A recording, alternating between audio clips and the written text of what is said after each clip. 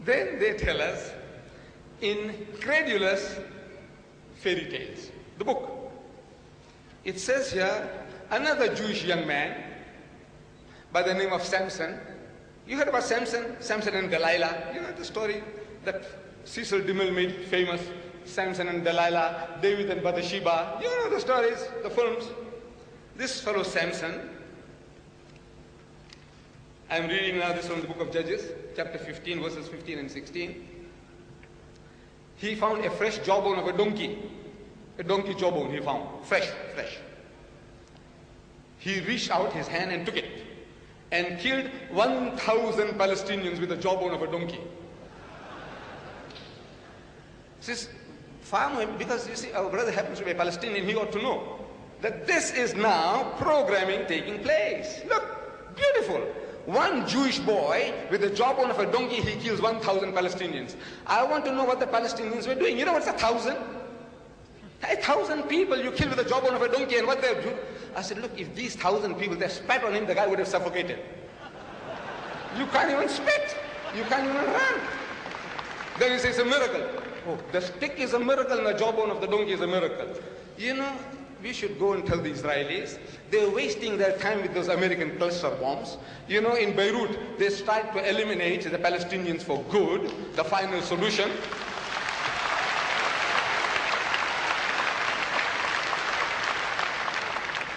The final solution with American cluster bombs, and they failed. I said, look, man, go and tell them, find the jawbone of the donkey and find this magic stick. You'll do a cleaner job. And Samson, after killing the 1,000 Palestinians, he sings a song. So with the jawbone of a donkey, heaps upon heaps, with the jawbone of a donkey, I have slain 1,000 men. Hooray! Say hooray! Then, this book of God, in inverted commas, book of Judges is the name of a book, chapter 15, verses 4 and 5. It tells us that the same Samson, he's got magical powers. He went and caught 300 foxes. You know fox? You know what's a fox? Lomeli. You know, to catch a chicken. To catch a chicken in the open. Catch one chicken, catch one sheep, catch one goat. You know what an ordeal it is? You haven't tried. You catch them in pens. You have them ready, dressed. You know, dressed fowls you call them. The undressed ones. And you go and bake them. You try and catch one live chicken, live sheep, live goat. This Samson, Jewish young man, he caught 300 foxes. In Palestine, where did he find them? 300 foxes, to go and get 300 foxes. And he caught them and he tied them tail to tail. Two at a time. Two. It doesn't say male or female. Two. He made 150 pairs. 150 pairs of male and female. Shh. He tied them up. And they cooperated. The foxes cooperated. Can you imagine? Tame dogs, man, poodles, poodles, those little tiny dogs. You try to tie the tails of two and see what they do to you. But Samson, you see, he had those magic powers. He caught them and he tied them tail to tail and he put fire between the tails, and they cooperated. And he told them, go for the fields of the Palestinians, and they went. And they destroyed the fields, the granaries of the Palestinians. I said, you believe that? You believe that? He said, yes.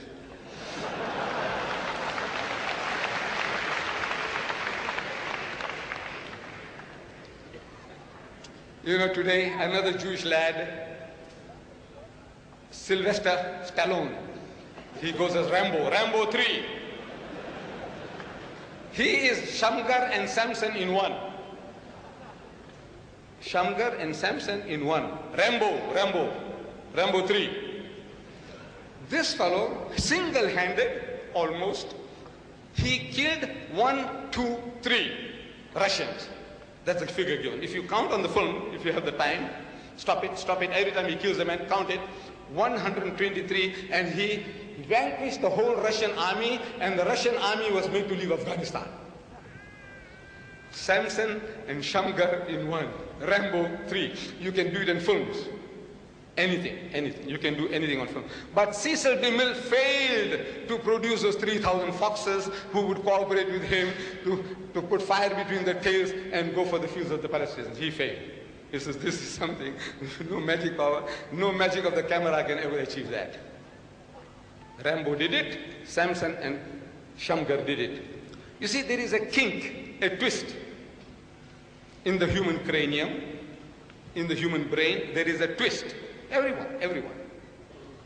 That the more preposterous the proposition, unbelievable, fantastic, unimaginable, the more preposterous the proposition, the more readily with the superstitious and the credulous believe it. Go on, exaggerate, man. There is no limit to your exaggeration. Exaggerate and there'll be people wanting to believe it. They'll nod their heads and say yes. It can happen because it's in the book. The end result, what it does, we will come to that. You see, the Christians, they say, and I will deal with it if I have the time, they say the Qur'an is forged. It is copied from the Jews and the Christians. Dr. Sharosh, in the last debate, he said, let me challenge you. 75% of the wonderful Qur'an in my wonderful language of Arabic is from the Bible. And I would urge you to look into the Bible and find out where these sources are. Let me challenge you. I'm quoting. He said, let me challenge you. I don't know whether he was challenging me or the audience or all of us. He said, let me challenge you. 75% of that wonderful Qur'an in my wonderful language of Arabic. Word for word I'm quoting, sir. You can get this tape. The tapes are available outside. In case you doubt my words. Of that wonderful Qur'an in my wonderful language of Arabic is from the Bible. If I have the time, I'll deal with that in detail. I will deal with that in detail. Is from the Bible means copied from the Bible. Is plagiarized from the Bible, is cribbed from the Bible. So the Quran answers that. Look, God Almighty, He doesn't need my help. He answers it. He says, Am yakulun aftara, or do they say he forged it, who Muhammad forged it? Qul, tell them, fa'tu bisuratim misli. Come on, produce a surah like it. وَدَعُوا مَنِ اسْتَطَعْتُم مِّن دُونِ اللَّهِ, and call your aid to your aid anyone besides Allah, in kuntum sadiqeen. In other words, the challenge is there, produce something like it. Muhammad did it, he copied it, come on man, you with your learning. You see, the Westerner had a good excuse, Swaggart had a good excuse, Jerry Falwell will have a good excuse, Billy Graham, good excuse, we don't know Arabic, we don't know Arabic, we don't know Arabic. Brother Sharosh,